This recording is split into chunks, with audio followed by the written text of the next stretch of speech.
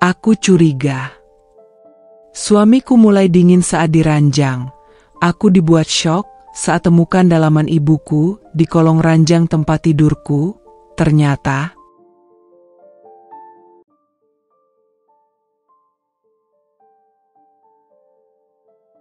pernikahanku dengan Dito adalah potongan damai dalam hidupku yang penuh badai.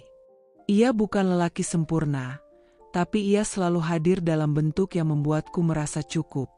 Kata-katanya lembut, sikapnya hangat, dan pelukannya mampu meredakan hari-hariku yang melelahkan.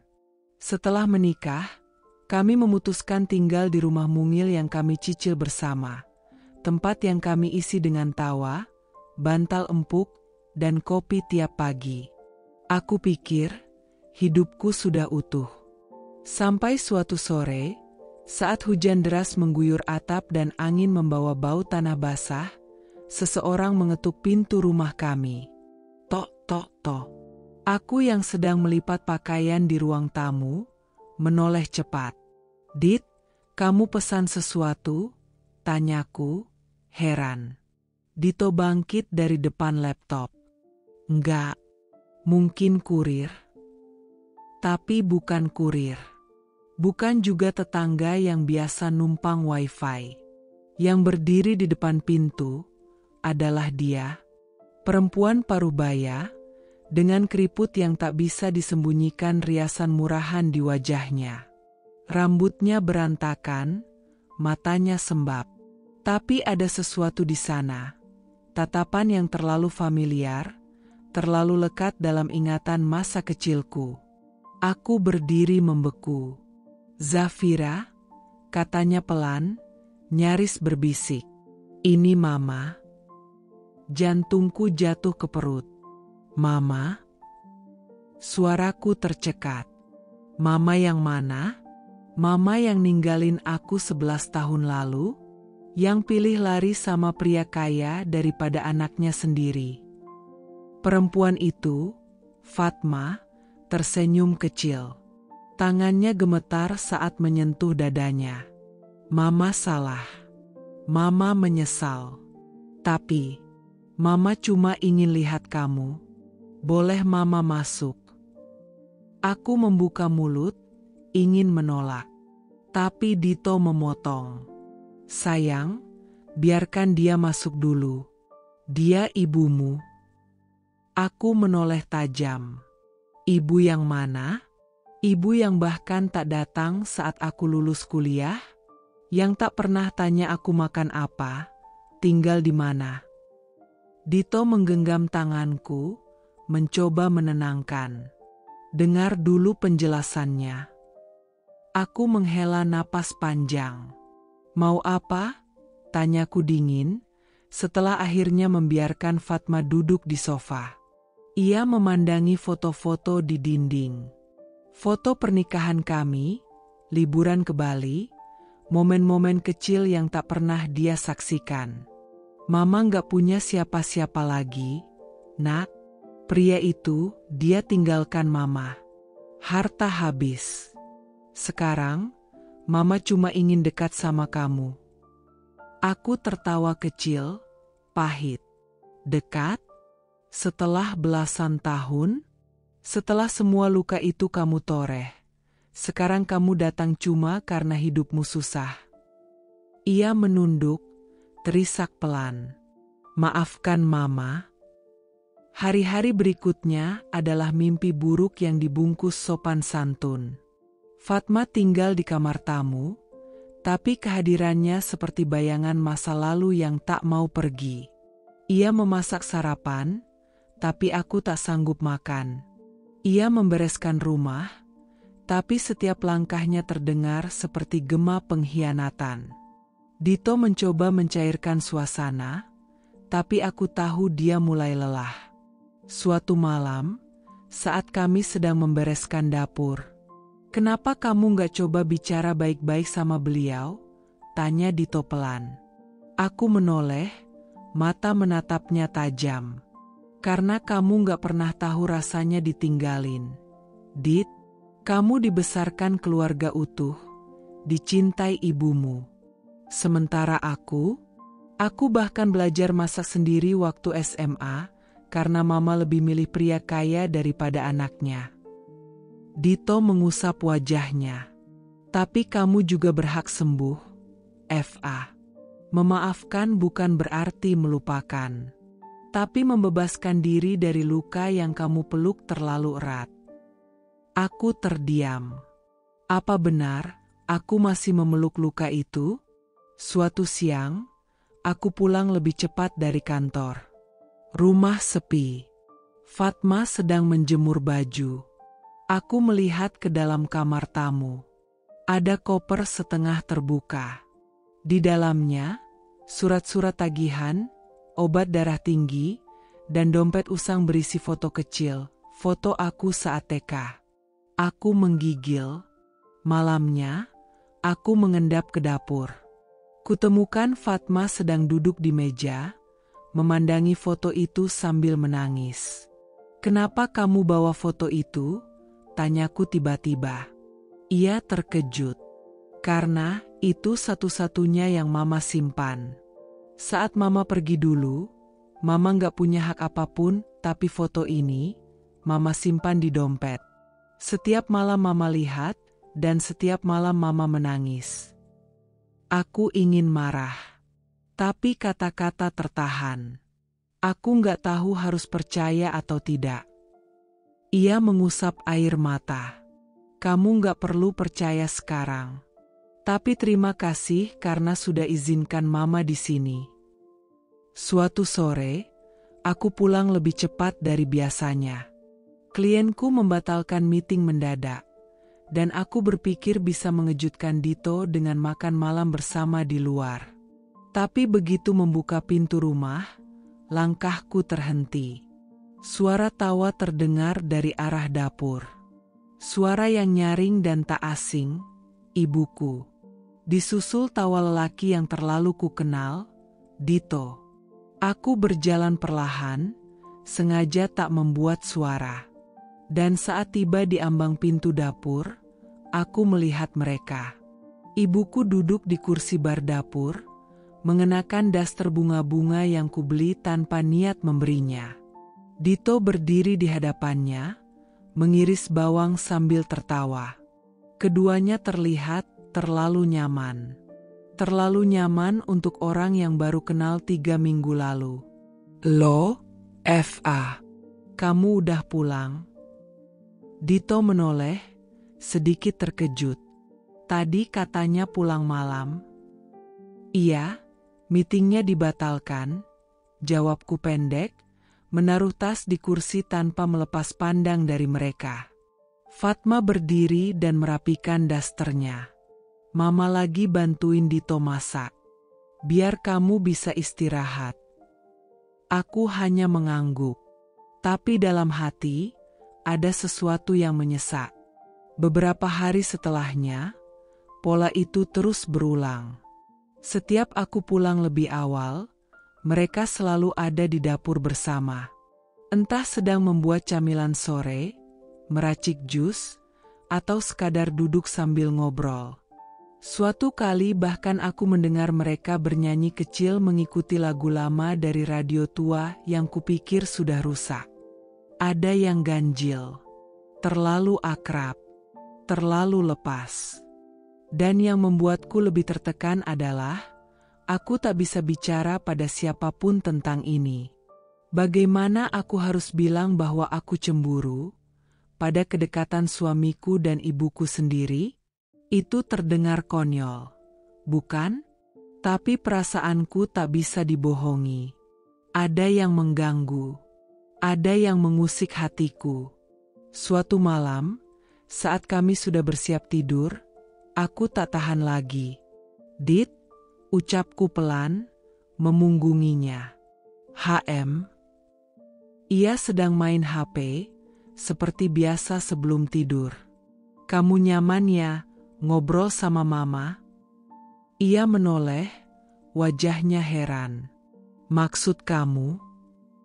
Aku menelan ludah. "Ya, kamu sering ngobrol berdua. Di dapur. Di teras. kadang sambil ketawa-ketawa. "Kamu nyaman ya?" Dito tertawa kecil. "Ya nyamanlah. Dia kan orang tuamu, Fa. Aku cuma pengen bantu kamu jaga hubungan baik. Masa kamu gak senang kalau aku bisa dekat sama mamamu?" Aku menarik napas pelan. "Tapi bukan berarti kalian harus selalu di dapur bareng setiap aku gak ada." Dito diam. Kemudian duduk tegak. "Kamu cemburu?" tanyanya pelan, nada suaranya terdengar hati-hati. "Sama ibumu sendiri?" Aku menutup mata. "Nggak tahu. Aku cuma ngerasa aneh." Dito menyentuh pundakku. "Eva, kamu tahu aku sayang kamu, kan? Aku nggak akan pernah." "Ya, aku tahu," potongku cepat. "Tapi kamu juga harus tahu, Dit, Mama bukan orang yang gampang aku percaya. Dia pernah ninggalin aku, dan sekarang tiba-tiba datang dan kalian malah terlalu akrab. Itu bikin aku bingung." Dito menghela napas. "Oke, kalau kamu ngerasa nggak nyaman, aku akan jaga jarak." Aku mengangguk kecil, meski tak yakin apa itu cukup. Namun yang terjadi justru sebaliknya. Dito semakin sering terlihat bersama ibuku. Bahkan di akhir pekan saat aku mencuci mobil, mereka duduk di taman depan rumah, mengobrol tentang hal-hal yang bahkan aku tak tahu. Pernah aku mendengar Dito berkata, "Aku sering ngerasa Zafira terlalu mandiri. Kadang, susah diajak terbuka." Dan ibuku membalas, "Zafira memang keras dari kecil. Tapi itu karena dia takut disakiti." Aku berhenti mencuci mobil. Telingaku berdenyut. Beberapa malam kemudian, aku memutuskan mengintip isi dapur setelah pura-pura tertidur di kamar. Suara mereka terdengar jelas. "Kamu jago banget bikin sambal, Ma. Rasanya kayak sambal rumah makan langgananku di Jogja." "Ah, masa sih? Dulu Mama pernah buka warung kecil kok, waktu tinggal di Solo. Cuma sebentar sih, sebelum hidup Mama berubah." Tawa pelan terdengar. Zafira belum pernah cerita soal itu. Mungkin karena dia masih marah sama Mama. Tapi kamu ngerti kan? Mama nggak punya niat ninggalin dia selamanya. Ada jeda. Dito menjawab lebih pelan, "Aku ngerti, Ma. Dan aku percaya kamu cuma ingin memperbaiki semuanya." Aku mengatupkan rahang, menahan sesuatu yang mendidih di dalam dada. Pagi harinya, aku menatap sarapan yang disiapkan ibuku di meja makan. "Nasi goreng sosis keju, favorit kamu," katanya ceria. Aku menatapnya, lalu menatap Dito yang sibuk menyiapkan bekal. "Dulu waktu aku kecil, kamu gak pernah masakin aku," ucapku dingin. "Waktu aku demam pun, kamu gak ada." Fatma terdiam. Dito menghentikan aktivitasnya. "Fa," ucap Dito memperingatkan. Tapi aku tak peduli. Emosiku sudah sampai batasnya. "Sekarang kamu mau jadi ibu terbaik setelah 11 tahun menghilang? Dan kamu, Dit?" Aku menatap suamiku. "Kenapa kamu lebih banyak cerita ke dia daripada ke aku?" Dito terdiam sejenak, lalu menjawab hati-hati, "Karena dia mau dengerin. Dan kamu, akhir-akhir ini lebih sering menuduh daripada ngobrol." Dadaku serasa diremuk. Fatma menunduk, suaranya pelan. "Maafkan Mama, mungkin kehadiran Mama justru bikin semua jadi rumit." Aku berdiri. "Kamu pikir?" Aku mengambil tas kerjaku, lalu keluar rumah tanpa sempat sarapan. Hari itu aku kerja dengan kepala berat. Rasanya seperti ada kabut yang menghalangi pikiranku. Mataku panas, tapi air mata enggan jatuh. Sore harinya, aku duduk sendirian di kafe dekat kantor. Kopi dingin di depanku tak tersentuh. Aku membuka ponsel dan membuka galeri foto lama. Foto-foto saat aku kecil. Yang sebagian besar, tak pernah ada wajah ibuku di sana. Lalu foto pernikahanku. Dito menggenggam tanganku erat di altar. Saat itu, aku yakin dia adalah rumah yang kupilih. Tapi sekarang, rumah itu terasa berisik. Dapur yang dulu menjadi tempat kami bercanda kini terasa asing. Karena tawa yang bukan milikku memenuhi ruangan itu. Kupikir, mungkin aku cemburu. Tapi lebih dari itu, aku takut. Takut kehilangan tempatku. Takut digantikan dalam diam. Takut suamiku lebih mendengarkan perempuan yang dulu meninggalkanku. Malamnya aku pulang tanpa suara. Rumah gelap. Dito belum pulang. Ibu di kamarnya. Aku masuk ke dapur, menyalakan lampu, dan duduk di kursi bar tempat Fatma biasa duduk. Kupandangi panci dan wajan di rak gantung. Aku ingat dulu, saat rumah ini baru kami tempati, Dito mengecat sendiri dinding dapur agar sesuai seleraku. Ia tahu dapur adalah tempat favoritku. Tempat aku bisa lepas dari stres dan menumpahkan emosi lewat masakan. Tapi sekarang, tempat itu terasa seperti milik orang lain. Aku tak tahu harus marah pada siapa. Tak lama kemudian, Dito pulang. Ia membuka pintu pelan dan langsung melihatku. "Kamu belum tidur?" tanyanya pelan. Aku menggeleng.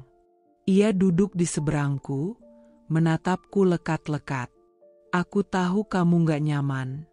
Tapi percayalah, Fa, aku cuma pengen jadi suami yang baik. Aku pikir dengan dekat sama ibumu, aku bisa bantu kamu berdamai sama masa lalu." Aku mengangguk kecil. "Tapi kamu lupa satu hal." "Apa?" "Aku belum siap berdamai. Dan yang kamu lakukan bukan bantu aku, tapi bikin aku merasa terasing di rumahku sendiri." Dito tertunduk. Aku berdiri perlahan. Kita nggak bisa paksa luka untuk sembuh hanya karena kita ingin itu terjadi. Luka butuh waktu. Dan kadang, luka butuh ruang sebelum bisa benar-benar kering. Aku pun melangkah ke kamar, meninggalkannya sendirian di dapur. Dapur yang kini terasa terlalu ramai, sudah 3 minggu. 3 minggu sejak Dito menyentuhku terakhir kali. 3 minggu sejak ia mencium keningku sebelum tidur. 3 minggu sejak tangannya menyentuh jemariku tanpa alasan. Dan malam ini, seperti malam-malam sebelumnya, punggungnya kembali membelakangiku. Aku memandangi siluet tubuhnya dalam gelap. Nafasnya tenang, datar. Sementara aku seperti perempuan asing yang tidur di ranjang pernikahannya sendiri. Aku menggenggam selimut, mencoba menariknya lebih rapat ke tubuh. Bukan karena dingin, tapi karena ada kekosongan yang tak bisa dihangatkan oleh apapun. "Dit," panggilku pelan, hampir seperti gumaman. Dito tak menjawab. Aku tahu dia belum tidur. Nafasnya terlalu sadar, terlalu dibuat-buat. Tapi ia memilih diam. Kata orang, jarak paling menyakitkan bukan ribuan kilometer. Tapi saat kau bisa menyentuh seseorang, tapi jiwanya tak lagi di sana. Pagi harinya, aku bangun sendirian. Lagi. Dito sudah tak ada di ranjang. Seperti biasa, bangun lebih dulu, mandi lebih dulu, dan sarapan lebih dulu. Tanpa pamit, tanpa menyentuhku. Saat aku keluar kamar, aroma roti bakar menyeruak dari dapur. Aku berjalan perlahan, dan seperti yang sudah bisa kutebak, dia di sana bersama Fatma. Ibuku tertawa pelan saat Dito menyodorkan cangkir kopi. Wah, rasa kopimu lebih enak dari buatan Zafira. Dito ikut tertawa. Rahasia dapur, MA. Jangan bilang ke Zafira, nanti dia ngambek.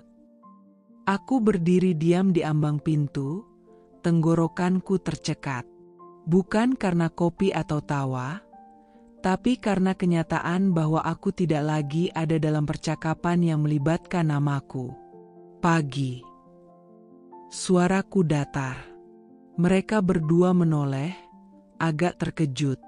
FA, kamu bangun juga. Nih, aku buatin roti, kata Dito sambil buru-buru beranjak.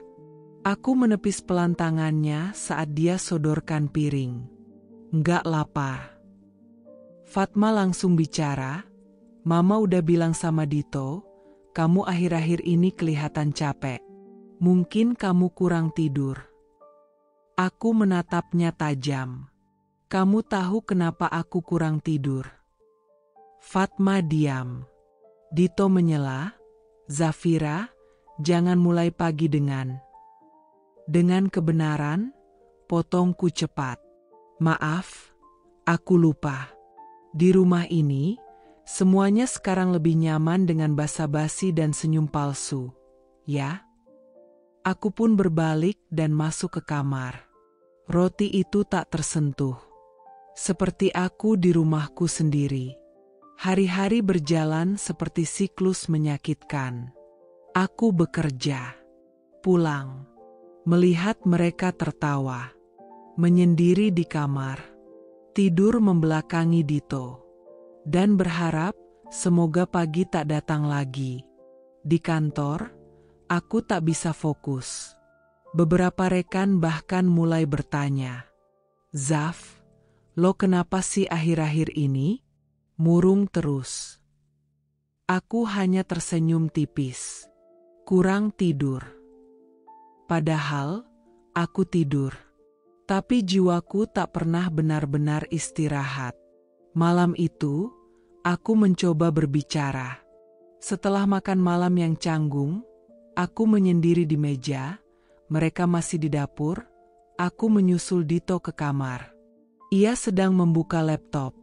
Seperti biasa. Dit, kita bisa ngobrol sebentar? Dito mengangkat alis.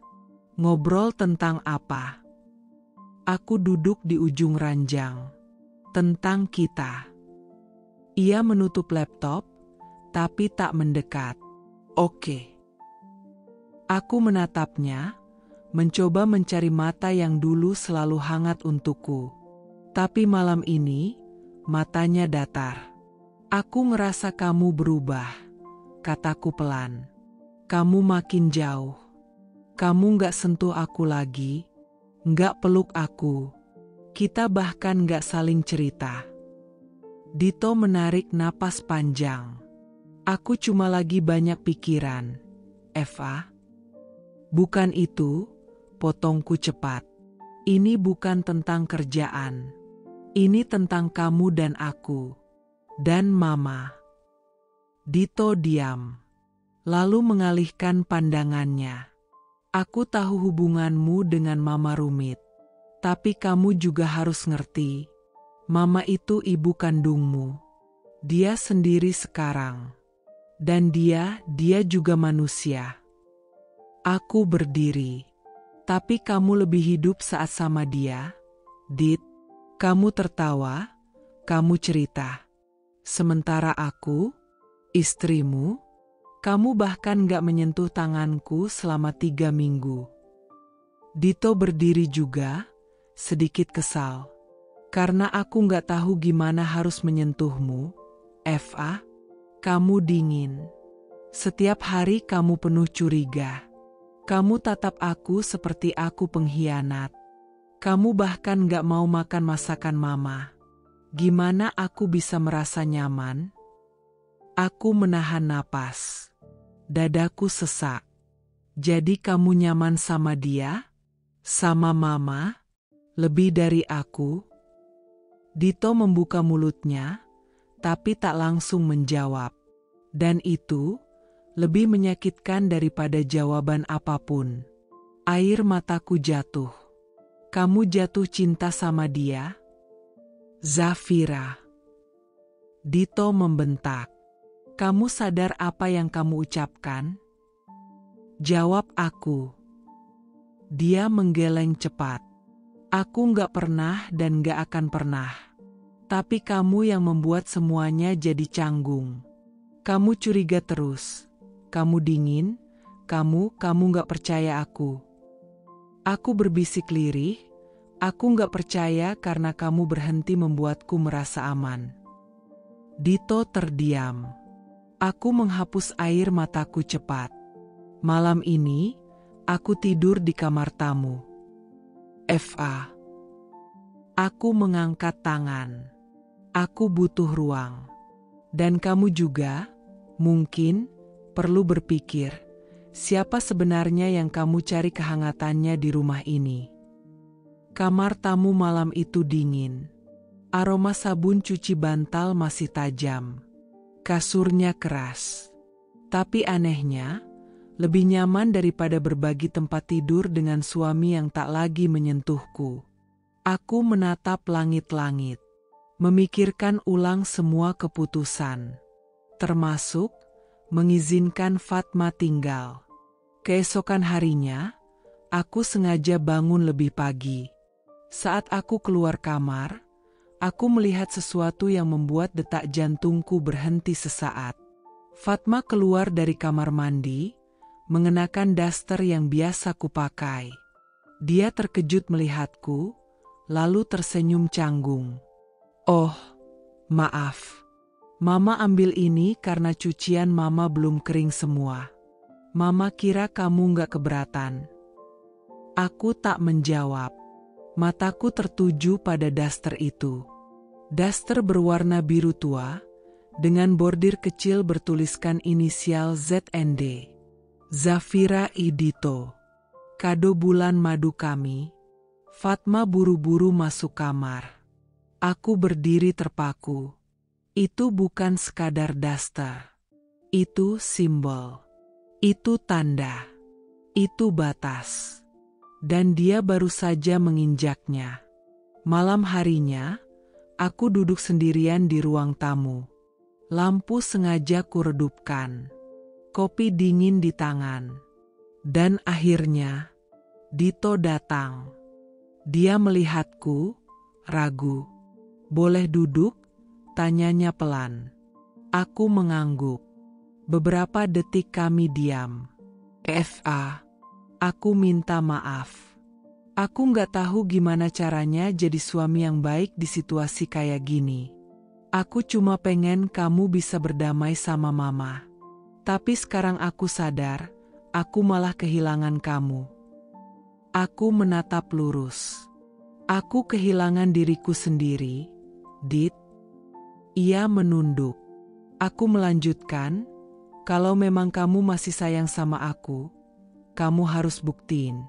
Bukan dengan cara bikin aku cemburu, tapi bikin aku merasa aku masih punya tempat. Dito mengangguk. Matanya berkaca-kaca. Aku akan buktikan. Tapi bolehkah aku minta satu hal dulu? Apa? Jangan pergi tidur ke kamar tamu malam ini. Aku menatapnya lama. Kalau kamu tidur di sampingku, dan besok paginya kamu masih jadi suamiku, mungkin kita bisa mulai lagi. Hujan turun deras siang itu. Aku pulang lebih cepat karena kantor mengalami gangguan listrik. Mobil melaju pelan di tengah kabut, dan pikiranku masih sibuk membolak-balik kejadian semalam. Tentang genggaman tangan Dito, tentang pelukannya yang terasa ragu, dan tentang aku yang masih belum yakin apakah itu cinta atau rasa bersalah. Sesampainya di rumah, aku masuk dengan langkah pelan. Rumah sepi. Tidak ada suara tawa dari dapur, tidak ada aroma masakan Fatma, bahkan tak ada bayangan Dito di ruang kerja. Aku menaruh tas dan melepas sepatu, lalu menuju kamar. Begitu membuka pintu kamar, langkahku terhenti. Aroma itu, aroma manis dan tajam yang menusuk hidung. Bukan wangi kamarku, bukan wangi tubuhku, bukan parfum Dito, tapi parfum asing, dengan nuansa bunga melati dan vanila yang familiar, menyakitkan, dan sangat jelas. Aku berdiri di ambang pintu, menatap sekeliling. Tak ada yang aneh. Sprei masih sama. Tirai belum dibuka. Tapi udara di kamar ini seperti menyimpan rahasia. Aku melangkah pelan menuju sisi tempat tidur. Aroma itu lebih kuat di sana. Di atas bantalku. Kupeluk bantal itu, dan benar saja. Wangi parfum itu menempel di sana. Sangat jelas. Sangat mencolok. Dan sangat menyakitkan. Aku mengenal aroma itu. Itu bukan parfum sembarangan. Itu parfum yang pernah dikenakan Fatma saat aku masih kecil. Wangi itu sering melekat di bajunya, di rambutnya, saat ia pulang dari pertemuan bisnis bersama pria yang akhirnya membuatnya meninggalkanku. Tanganku mengepal. Sore harinya, aku menunggu. Duduk diam di ruang tamu sambil menatap ke arah tangga. Dito belum pulang. Tapi Fatma baru turun dari lantai atas dengan membawa setumpuk handuk. Aku berdiri. Mau kemana, Ma? Tanyaku datar. Lagi nyuci handuk. Kamar mandi bocor dikit tadi, Mama pelin lantainya, jawabnya ringan. Aku mendekat. Kamu masuk kamar aku tadi? Fatma terdiam. Lalu menjawab dengan raut bingung, cuma buat naruh bantal bersih. Kamu kemarin ngeluh bantalnya kempes. Bantal? Tanyaku sambil menatap matanya dalam-dalam. Atau kamu semprotkan sesuatu ke dalam kamar itu? Raut wajah Fatma berubah. Tapi ia segera tersenyum kecil. Kau terlalu curiga, Zafira. Karena memang ada yang harus dicurigai. Fatma menghela napas, lalu duduk di kursi. Kau pikir aku tidur dengan suamimu? Pertanyaan itu menusuk. Terlalu langsung. Terlalu berani. Aku terdiam, tak menyangka ia menyebutkan itu. Fatma tertawa pelan, getir. Lucu. Anak kandungku sendiri berpikir aku wanita sehina itu. Aku menggertakkan gigi. Aku gak berpikir sejauh itu, tapi aku tahu siapa kamu dulu. Dan aku gak pernah lupa siapa yang meninggalkan aku demi lelaki beristri. Dan kamu pikir aku akan mengulang kesalahan itu dengan menantuku sendiri? Aku tak menjawab. Fatma berdiri, kini matanya dingin. Jangan karena kamu kehilangan kehangatan dari suamimu, kamu menuduh aku merebutnya. Mungkin yang kamu takutkan bukan aku, tapi kenyataan bahwa suamimu tak lagi melihatmu seperti dulu. Urat di leherku menegang. Kamu pakai parfum itu untuk apa? Fatma mengangkat alis. Karena aku suka. Salah? Bukan salah. Tapi tak sopan. Apalagi saat kamu tahu wangi itu mengingatkanku pada masa paling kelam dalam hidupku. Ia terdiam beberapa detik, lalu tersenyum tipis. Kalau begitu, belajarlah sembuh, Zafira. Jangan gantungkan kestabilan emosimu pada masa lalu. Apalagi pada aroma. Aku nyaris menamparnya. Tapi aku memilih mundur. Melangkah cepat ke kamar. Dan mengunci pintu. Malamnya, Dito pulang lebih larut dari biasanya. Aku tahu karena aku duduk menunggu di sisi ranjang, lampu redup menyala, tubuhku tegang. Saat ia masuk, aku langsung bicara. Kamu nyuruh mama masuk ke kamar kita? Dito mengerutkan dahi. Enggak. Emang kenapa? Dia masuk. Dan dia semprotkan parfumnya di bantalku. Dito terdiam, menaruh tas kerja pelan. Kamu yakin? Yakin banget. Jawabku cepat. Itu parfum yang pernah dia pakai dulu. Wangi yang sama. Dan itu bukan kebetulan. Dito menghela napas, duduk di kursi dekat jendela. FA, ini udah masuk ke level paranoia. Aku menoleh cepat. Paranoia? Aku mencium aroma jelas di bantalku, dan kamu bilang itu cuma paranoia. Dia cuma ibu kamu, jawab Dito pelan. Dia nggak akan macam-macam. Aku jamin itu. Aku mendekat, suaraku lirih tapi tajam. Tapi kamu pernah bilang, kamu nyaman bicara dengan dia. Kamu cerita ke dia hal-hal yang kamu nggak pernah ceritakan ke aku. Dito menatapku lelah. Karena kamu terus tutup dirimu, FA. Karena aku merasa sendiri. Karena aku bangun tidur dan orang yang dulu aku cintai sekarang lebih hangat pada ibuku sendiri. Karena aku mencium wangi perempuan lain, yang kebetulan adalah ibuku, di kamar kita sendiri. Apa kamu ngerti rasanya? Dito berdiri, matanya mulai merah. Lalu kamu mau aku ngapain? Usir dia? Biarkan dia hidup di jalan? Kamu tahu itu bukan aku, FA. Aku gemetar. Bukan karena marah, tapi karena terlalu lama memendam. Aku cuma mau kamu jujur. Kamu masih lihat aku sebagai istrimu. Dito menatapku lama, dan ia tak menjawab. 2 minggu berlalu sejak aroma parfum itu membuatku menggigil. Sejak malam itu, aku dan Dito nyaris tak bicara lebih dari 1 kalimat. Rumah ini jadi ladang sunyi yang menyesakkan dada. Fatma masih lalu lalang dengan dasternya, pura-pura tak terjadi apa-apa. Tapi aku tahu, di balik setiap senyum dan teh manis yang ia buatkan untuk Dito, ada sesuatu yang tersembunyi. Dan aku terlalu takut menebak isinya. Hari Sabtu siang, aku memutuskan keluar. Bukan untuk menyegarkan pikiran, karena pikiran ini sudah terlalu keruh untuk dibersihkan dalam 1 kopi atau angin taman kota. Tapi karena aku menerima pesan dari seseorang yang nyaris tak pernah lagi kusapa sejak menikah.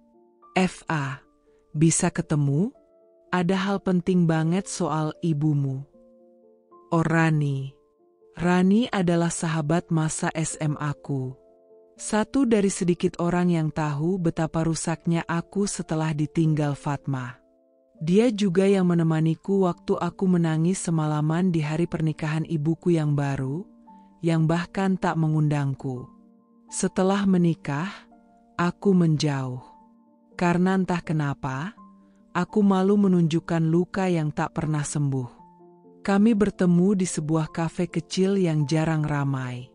Rani sudah duduk di pojok ruangan dengan 2 cangkir kopi di depannya. Saat aku datang, ia berdiri dan memelukku erat. Gila, kamu kurusan banget, Eva, katanya sambil menatapku khawatir. Matamu kayak orang gak tidur seminggu. Aku memaksakan senyum. Kamu manggil aku cuma buat komentar soal mataku. Rani menggeleng, lalu duduk. Kamu tahu, aku udah lama pengen ngomong ini. Tapi takut. Takut kamu marah. Takut kamu pikir aku sirik sama hidup kamu. Tapi sekarang aku pikir, aku harus kasih tahu. Aku menggenggam cangkir kopi itu, yang entah kenapa terasa dingin. Aku serius, FA, lanjut Rani. Kamu harus hati-hati sama ibumu. Dulu waktu kita masih SMA, kamu tahu kan dia, gimana cara dia narik simpati orang? selalu manis, selalu halus. Tapi di balik itu, aku mengangguk pelan. Dia bisa membungkus dosa dengan senyum. Rani mengangguk cepat, tepat. Dan aku ngerasa dia lagi melakukan itu lagi. Sama kamu. Aku menelan ludah. Kamu tahu sesuatu, Ran? Rani menggigit bibir bawahnya, ragu. Tapi akhirnya ia berkata, waktu kamu baru tunangan sama Dito, aku pernah lihat mereka bareng. Siapa? Fatma dan Dito. Dunia berhenti sesaat. Maksud kamu, mereka pernah kenal sebelum aku nikah? Rani mengangguk pelan. Aku lihat mereka di mall. Duduk bareng di voucher, ngobrol. Aku pikir waktu itu, mungkin aja dia bantu Dito cari cincin atau semacamnya. Tapi sekarang, setelah kamu cerita semua yang kamu alami, aku nggak yakin lagi, Eva. Aku menatap meja kosong di depanku. Hatiku berdetak kacau. Kenapa kamu baru bilang sekarang? Karena waktu itu aku pikir nggak penting. Tapi sekarang, kamu sendiri cerita Dito makin dekat sama Fatma. Kamu merasa didinginkan, dijauhkan, dibuat bingung. Dan aku mulai mikir, mungkin semuanya bukan kebetulan. Tanganku gemetar saat menggenggam cangkir kopi. Kali ini bukan karena dingin, tapi karena darahku mendidih. Aku nggak tahu harus percaya siapa sekarang. Rani menyentuh tanganku. Percaya sama insting kamu, Eva. Kamu bukan perempuan bodoh. Dan aku tahu, kamu pernah kuat tanpa mereka semua. Kalau sekarang kamu mulai runtuh, mungkin karena kamu terlalu banyak memberi ruang buat orang-orang yang tak layak. Sepanjang perjalanan pulang, pikiranku tak berhenti memutar ulang kata-kata Rani. Dulu, sebelum aku menikah, bagaimana bisa aku begitu buta? Kuhentikan mobilku di depan rumah. Kupandangi rumah itu, tempat yang dulunya menjadi simbol dari kehidupan baru yang hangat dan bersih. Kini terasa seperti sarang kebohongan yang kutinggali setiap hari. Aku masuk rumah dengan langkah ringan tapi hati berisik. Kulihat Fatma di ruang tengah, sedang menonton acara gosip. Ia menoleh dan tersenyum manis. Dari mana, sayang? Suaranya selembut madu. Aku membalas dengan senyum kecil. Ketemu sahabat lama. Siapa? Rani. Kamu masih ingat Rani? Fatma mendadak terdiam. Senyumnya menghilang sepersekian detik sebelum muncul kembali. Oh, si anak yang suka ikut kamu ke rumah dulu? Yang cerewet itu? Aku mengangguk. Dia titip salam. Katanya dia kangen ngobrol sama kamu. Fatma terkekeh kecil. Wah, lucu juga. Padahal dulu dia yang paling sebel sama mama. Aku hanya tersenyum dan langsung masuk ke kamar. Begitu pintuku tutup, aku berdiri menghadap cermin. Menatap wajahku sendiri. Wajah perempuan yang dulunya tahu apa yang ia perjuangkan. Sekarang, hanya bayangan wanita yang tak yakin siapa musuh dalam hidupnya sendiri. Hari itu aku pulang lebih cepat dari biasanya. Sinar matahari masih menembus selatirai saat aku membuka pintu rumah. Suasana rumah tampak sepi, hanya terdengar suara sapu lidi yang menyentuh lantai ubin dari arah belakang. Aku berjalan pelan ke dapur dan menemukan Tari, asisten rumah tangga kami, sedang menyapu halaman belakang sambil sesekali melihat ke arah pintu belakang seperti gelisah. Tari, panggilku pelan. Ia tersentak, lalu buru-buru membetulkan kerudungnya. Ibu sudah pulang, katanya kaget, lalu menunduk. Aku mengangguk sambil memandang wajahnya. Wajah itu tak tenang. Ada gelisah yang dipaksakan agar tampak biasa saja. "Kamu kenapa?" Kelihatan kayak orang habis lihat setan. Dia tertawa kecil, tapi suara tawanya pecah. "Oh, enggak, Bu. Cuma tadi dengar suara tikus lari-larian di plafon, jadi kaget." Aku mendekat, lalu duduk di kursi teras belakang. "Tari, aku mau tanya. Tapi aku minta kamu jujur." Tari langsung menegakkan tubuhnya. "Kalau kamu gak mau jawab sekarang, gak apa. Tapi aku minta, jangan sembunyikan apapun. Apalagi soal Mama." Tari diam sesaat. Bola matanya bergerak cepat. Gelisah. "Saya takut, Bu. Saya yang tanggung. Saya yang minta." Tari masih ragu, tapi lalu berkata pelan, "Saya sebenarnya udah lama mau ngomong, Bu, tapi nggak tahu gimana mulainya.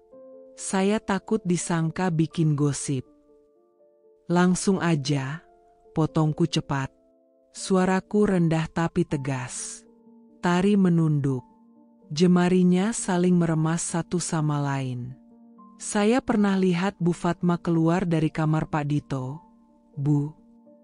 Dunia terasa berhenti berputar. "Kapan?" tanyaku, suaraku tercekat. "Waktu Ibu belum pulang. Sekitar 2 minggu yang lalu. Waktu Ibu bilang pulang malam karena lembur." Aku menarik napas panjang, berusaha menjaga tubuhku agar tetap tegak di kursi. "Tepatnya jam berapa?" "Sekitar jam 4 sore, Bu. Saya lagi mau masukin cucian dari jemuran belakang. Pas lewat lorong, saya lihat pintu kamar Pak Dito terbuka, dan Bu Fatma keluar dari dalam. Rambutnya masih basah, Bu. Dia nggak sadar saya lihat." Aku menutup wajahku dengan kedua telapak tangan. Rambut basah. Keluar dari kamar Dito. Saat aku tidak di rumah. "Apa kamu yakin itu kamar Dito, bukan kamar tengah?" "Saya hafal, Bu. Itu kamar utama. Saya yang sering bersih-bersih di situ." Aku terdiam. Otakku sibuk menyusun keping-keping keganjilan yang selama ini kuabaikan. Tawa mereka di dapur. Rasa asing di ranjang. Aroma parfum yang tak seharusnya ada. Dan sekarang, pengakuan ini. "Tapi Bu, saya nggak tahu mereka ngapain. Saya cuma lihat Bu Fatma keluar. Itu aja." Aku mengangguk. "Kamu nggak salah. Kamu jujur. Itu sudah cukup." Tari menatapku, ragu. "Bu, Ibu nggak apa-apa." Aku menatapnya datar. "Aku baik-baik saja, Tari. Tapi mulai hari ini, kamu jangan tinggalin rumah saat aku nggak ada. Jangan percaya siapapun, termasuk mereka berdua. Dan kalau kamu lihat sesuatu lagi, langsung bilang." Tari mengangguk patuh, meski wajahnya tampak takut. Malamnya aku duduk sendirian di ruang tengah. Dito belum pulang. Fatma ada di kamarnya. Rumah terasa terlalu senyap untuk semua pertanyaan yang riuh di kepalaku. Kupandangi foto pernikahan kami yang terpajang di dinding. Aku dalam gaun putih, tersenyum lebar. Dito menggenggam tanganku.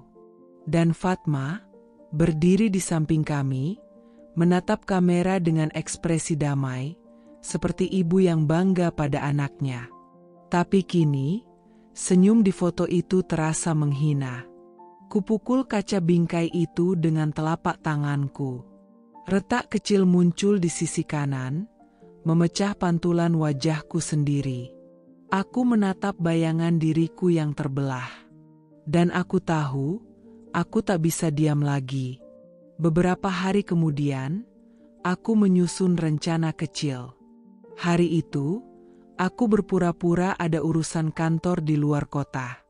Aku sengaja membuat keributan kecil di pagi hari, berpamitan buru-buru, membawa koper kecil, dan menyuruh Tari jaga rumah.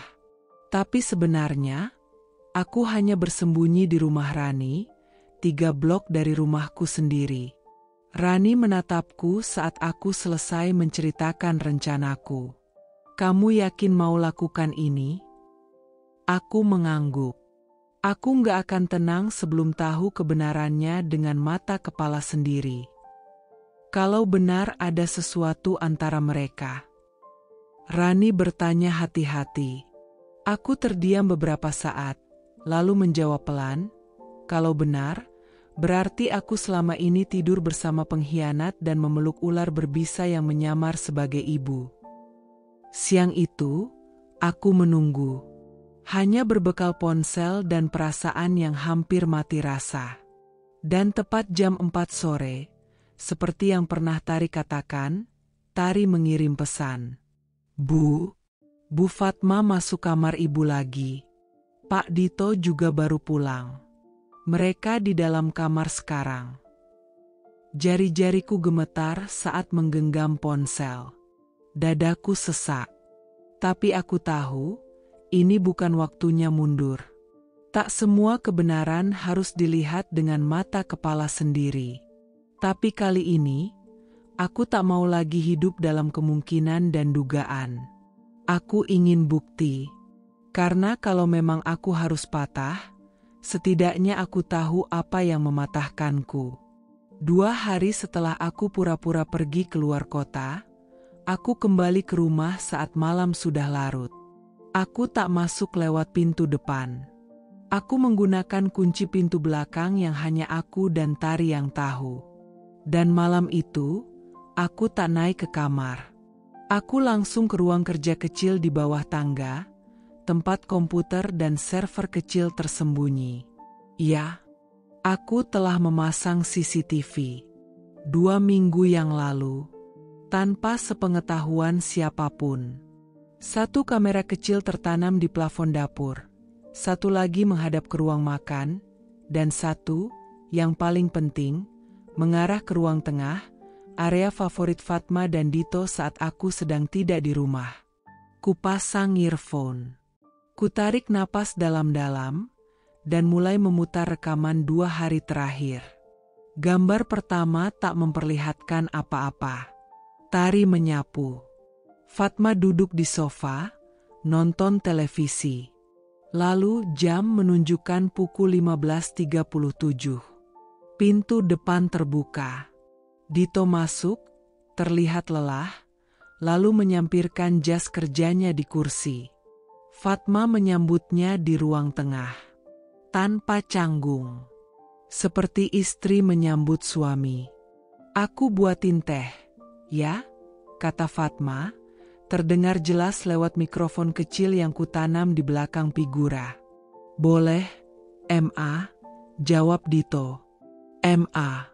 Ia memanggilnya Ma. Bukan Bu Fatma, bukan Ibu. Tapi, Ma, sapaan yang selama ini hanya milikku. Tanganku menggenggam erat ujung meja. Tapi aku belum menghentikan pemutaran. Mereka duduk di meja ruang tengah. Fatma menyodorkan teh, lalu ikut duduk. Awalnya biasa. Hanya obrolan ringan. Tentang cuaca. Tentang pekerjaan. Lalu, Fatma tertawa kecil, dan Dito ikut tertawa. Dan di bawah meja, tangan mereka saling menyentuh. Pelan. Lembut. Tangan Dito bergerak ke atas lutut Fatma.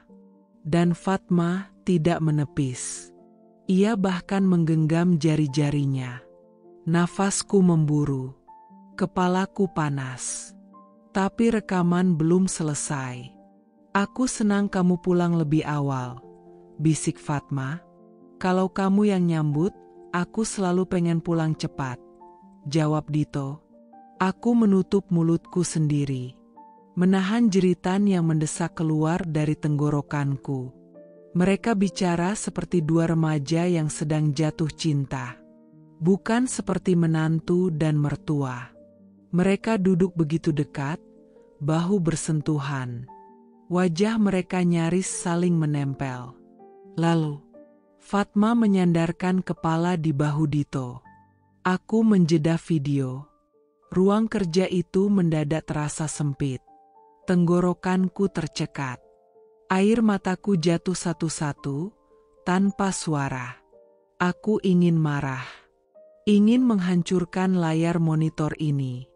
Tapi aku tak punya tenaga. Yang lebih menyakitkan dari pengkhianatan adalah menyadari bahwa aku mempercayai dua orang yang paling kutakuti untuk saling menyakiti, dan mereka melakukannya di belakangku dengan kelembutan. Aku kembalikan layar ke posisi awal. Kuambil ponsel. Kubuka galeri. Kusimpan cuplikan rekaman itu. Sebagai bukti. Bukan untuk mereka. Tapi untuk diriku sendiri. Agar kalau suatu hari aku ragu kenapa aku harus meninggalkan rumah ini, aku tahu alasannya bukan karena aku lemah. Tapi karena aku terlalu kuat untuk terus dibohongi. Keesokan harinya, aku bersikap biasa. Sarapan seperti biasa. Duduk di ruang makan. Dan seperti yang sudah kuduga, Dito dan Fatma duduk di meja yang sama. Mengobrol soal hal-hal kecil, seolah tak pernah ada yang salah. "Fa, kamu kelihatan segar hari ini," kata Fatma dengan nada riang. Aku tersenyum. "Iya, kayaknya mulai bisa tidur nyenyak lagi sekarang." Dito ikut bicara, "Gimana kerjaan di luar kota kemarin?" "Cukup melelahkan, tapi membuka mata banget." "Wah, pasti seru tuh," kata Fatma. Aku menatap mereka bergantian. Banyak hal yang aku pelajari. Tentang kejujuran. Tentang siapa yang pantas tinggal di rumahku dan siapa yang tidak. Mereka diam. Aku bangkit dari kursi, mengambil piring kotak kecil yang sudah kusiapkan semalam. Kumasukkan flash disk hitam kecil ke tangan Dito. "Kalau kamu sudah sempat, tonton ini." "Sendirian?" Dito mengerutkan kening. "Ini apa?" Aku menatapnya lama. Lalu menoleh ke Fatma. "Itu pengingat bahwa aku pernah mempercayai kalian berdua." Aku berbalik dan melangkah ke kamar. Tak ada amarah dalam langkahku.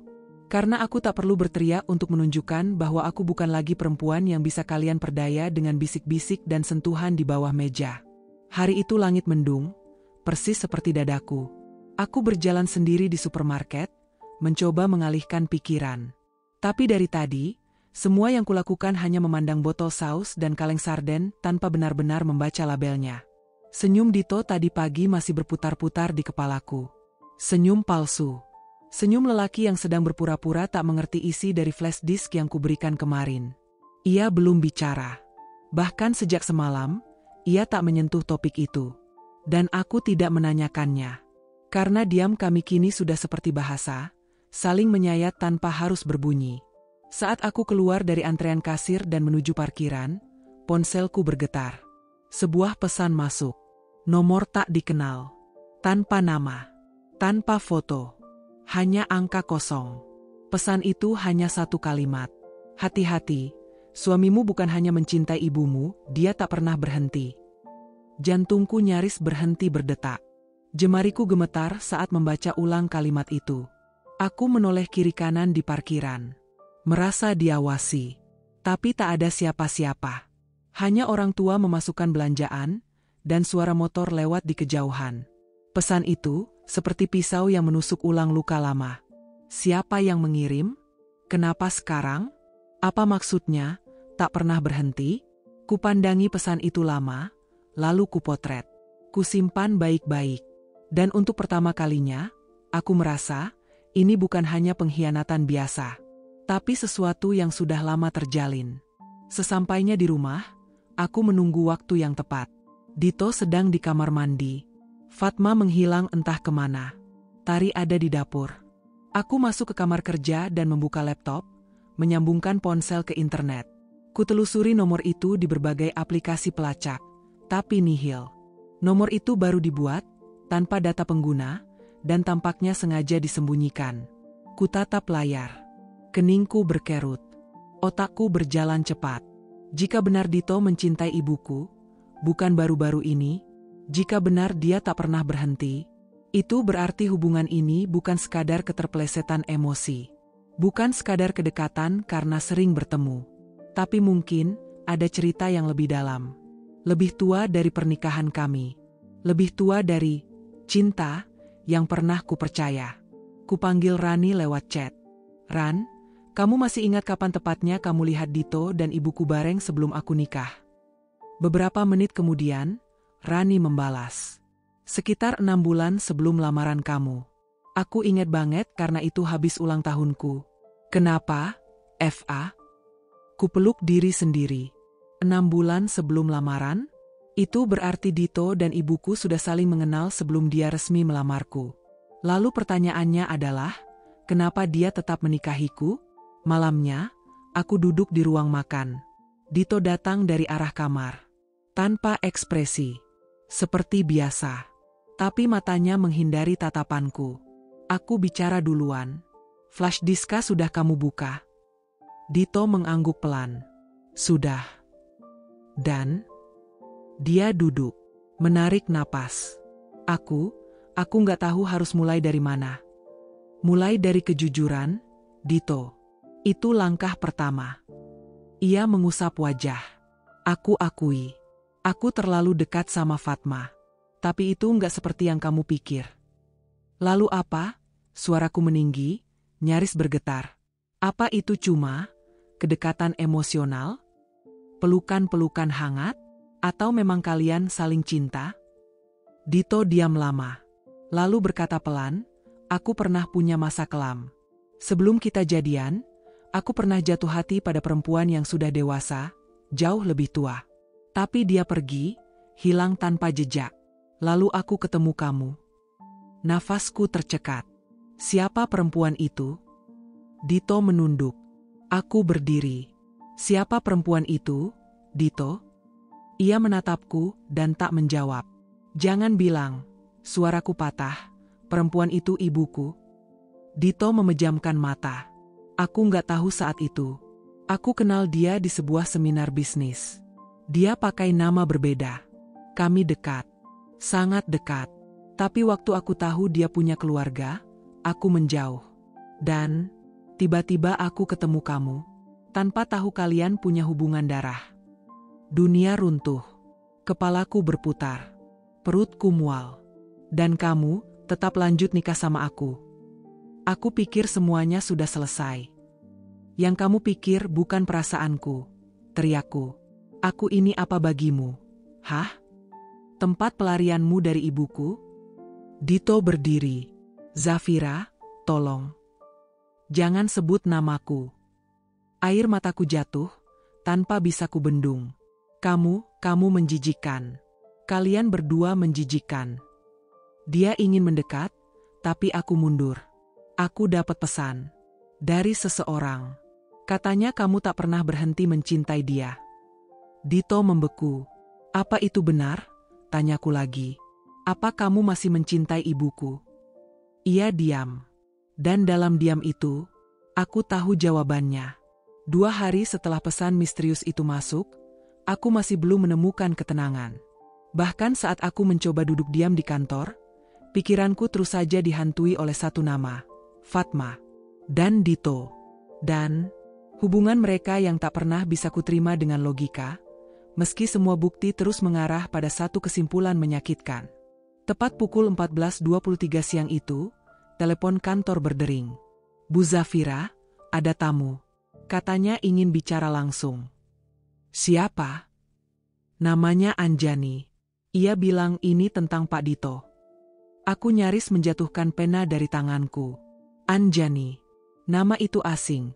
Tapi bersamaan dengan itu, rasa waspada langsung menyergap. Ada sesuatu yang aneh sejak awal, dan mungkin tamu ini adalah potongan dari puzzle masa lalu Dito yang belum pernah kusentuh. Ruang tamu kantor kecilku cukup sepi. Anjani duduk dengan rapi, mengenakan blazer hitam dan kacamata gelap di atas kepalanya. Wajahnya teduh, tapi tajam. Seperti seseorang yang membawa luka, dan bersiap menularkan luka itu padaku. Terima kasih sudah mau bertemu, katanya saat aku masuk dan duduk di depannya. Saya tak punya banyak waktu, jawabku, datar. Jadi, langsung saja. Anjani tersenyum tipis. Baik, saya tahu ini tidak sopan, tapi saya harus lakukan ini demi nurani saya.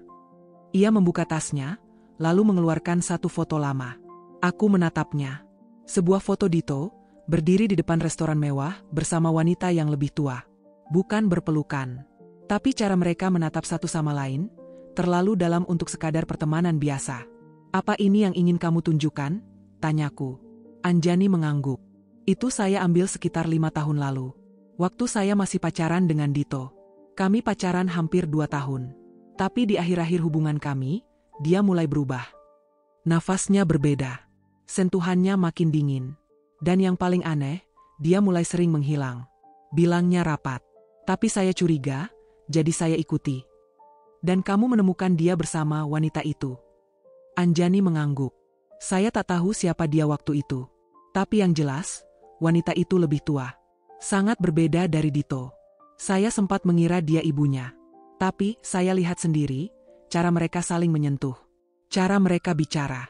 Itu bukan hubungan keluarga. Aku menunduk. Tanganku mencengkeram sisi kursi. Anjani menatapku, serius. Saya tahu kamu pasti lebih sakit dari saya. Tapi saya harus bilang ini. Wanita di foto itu, ia menelan ludah. Belakangan ini saya lihat di berita komunitas. Dari artikel sosial. Dan saya hampir yakin wanita itu adalah Fatma, ibumu. Dunia seakan berhenti berdetak. Kenapa kamu bilang baru, hampir yakin? Suaraku parau. Karena saya hanya pernah melihatnya sekali. Tapi ada satu ciri yang tak saya lupakan. Tahi lalat kecil di bawah telinga kiri, dan cincin zamrud di jari manisnya. Cincin itu sama persis dengan yang ada di foto komunitas. Waktu dia diwawancara tentang kegiatan sosialnya. Aku mengangguk pelan, perlahan, karena aku tahu itu benar. Itu Fatma. Anjani menghela napas. Waktu saya tahu kamu menikah dengan Dito, saya pikir mungkin saya cuma parno. Tapi kemudian saya baca nama ibumu. Saya lihat artikel itu. Dan, saya tak tahan. Aku menatap mata Anjani yang basah. Kamu mencintai dia, ya? Tanyaku pelan. Anjani tertawa kecil, getir. Cinta itu udah lewat, Zafira. Tapi saya benci kenyataan bahwa saya dibohongi. Dan lebih benci lagi karena kamu, perempuan sekuat kamu, harus mengalami apa yang saya rasakan, bahkan jauh lebih parah. Aku diam. Mataku menghangat. Kamu tahu, lanjut Anjani, mungkin kita ini korban yang sama. Bedanya, kamu bukan hanya kehilangan cinta. Kamu kehilangan martabat keluarga. Karena kamu dikhianati oleh 2 orang yang seharusnya saling menjaga, bukan saling menodai. Aku datang ke ruang terapi dengan tubuh utuh tapi jiwa compang-camping. Di atas kertas, aku perempuan mapan. Punya karir, rumah, dan pernikahan yang tampaknya stabil. Tapi di dalam diriku, ada reruntuhan. Ada serpihan kecil luka yang selama ini kusapu di bawah karpet, berharap hilang sendiri. Tapi sekarang, luka itu meledak. Aku tak bisa menahan semuanya lagi. Dan untuk pertama kalinya dalam hidupku, aku berkata jujur pada diriku sendiri. Aku butuh bantuan. Psikologku bernama Bu Tania. Usianya sekitar 40-an. Wajahnya lembut, suaranya tenang, seperti pelukan yang tak terlihat. Sesi pertama diwarnai keheningan panjang. Aku hanya duduk, memeluk lutut, memandang jendela. Tak apa-apa kalau belum siap bicara, katanya lembut. Kadang yang sulit bukan menemukan kata-kata, tapi keberanian untuk berkata. Aku hanya mengangguk. Lalu, air mata menetes pelan, tanpa isak. Suaraku pelan, aku nggak tahu harus mulai dari mana. Mulailah dari apa yang paling menyakitimu hari ini, katanya. Aku menarik napas. Suamiku berselingkuh. Bukan dengan rekan kerja. Bukan dengan mantan pacar. Tapi dengan ibuku sendiri. Bu Tania terdiam sejenak. Matanya tak terkejut, hanya empati yang dalam. Dan kamu masih tinggal satu rumah dengan mereka. Aku mengangguk. Bukan karena aku lemah. Tapi aku belum selesai menyusun semua kepingan. Ia menunduk pelan. Kamu sangat kuat, Zafira. Dan keberanianmu datang ke sini hari ini adalah langkah besar. Aku tersenyum tipis. Tapi di dalam, tubuhku gemetar. Sesi kedua, aku mulai lebih terbuka. Kami membicarakan Fatma, Sosok yang selama ini kusebut ibu, tapi lebih sering terasa seperti hantu masa lalu. Apa kamu punya memori kuat soal beliau saat kamu masih kecil? Aku diam, menyandarkan kepala ke sandaran kursi. Lalu perlahan berkata, dia cantik. Banyak pria suka padanya. Tapi aku selalu merasa dia haus dikagumi. Sejak aku kecil, rumah kami seperti panggung. Selalu ada tamu pria datang. Kadang aku bangun malam dan mendengar suara tawa dari ruang tamu. Kadang suara yang lebih aneh. Bu Tania mencatat sesuatu. Dan waktu itu, kamu merasa apa? Aku marah, jijik, tapi tak pernah berani bicara. Karena dia ibuku. Dan setiap pagi, dia tetap membuatkan sarapan. Tetap menyisir rambutku. Seolah malam yang kacau itu tak pernah terjadi. Mataku panas. Tangan mengepal. Aku belajar menyimpan semuanya. Menjadi anak baik. Nilai bagus. Beasiswa. Pekerjaan. Tapi, tidak pernah punya rumah yang benar-benar terasa aman. Bu Tania mengangguk pelan. Itu bukan salahmu. Lalu ia bertanya, apakah kamu ingat ada sosok laki-laki tertentu yang sempat tinggal lama di rumahmu dulu? Aku mengernyit. Laki-laki? Ia membolak-balik catatan. Kamu sempat menulis di formulir awal, rumahmu dulu sempat dijadikan tempat kos oleh ibumu. Aku tercekat. Iya, waktu aku SMA. Aku ingat. Ada 3 anak kos. 2 kuliah, 1 masih kerja serabutan. Namanya? Aku mencoba mengingat. Yang paling muda, namanya Reza. Detik itu juga, seluruh isi kepalaku berdenyut. Reza. Nama kecil Dito adalah Reza De Santoso. Nama yang muncul di akta kelahiran, tapi tak pernah kupedulikan karena dia selalu minta dipanggil Dito sejak kami pacaran. Dan kini aku ingat, Reza adalah anak kos yang sering bantu-bantu ibu di dapur. Yang kadang suka bercanda dengan Fatma di sore hari. Yang kadang kupergoki berdua dengannya saat aku pulang dari bimbel. Tidak mungkin, gumamku lirih. Kenapa? Tanya Bu Tania. Reza, itu Dito. Mataku membelalak. Suara tercekat.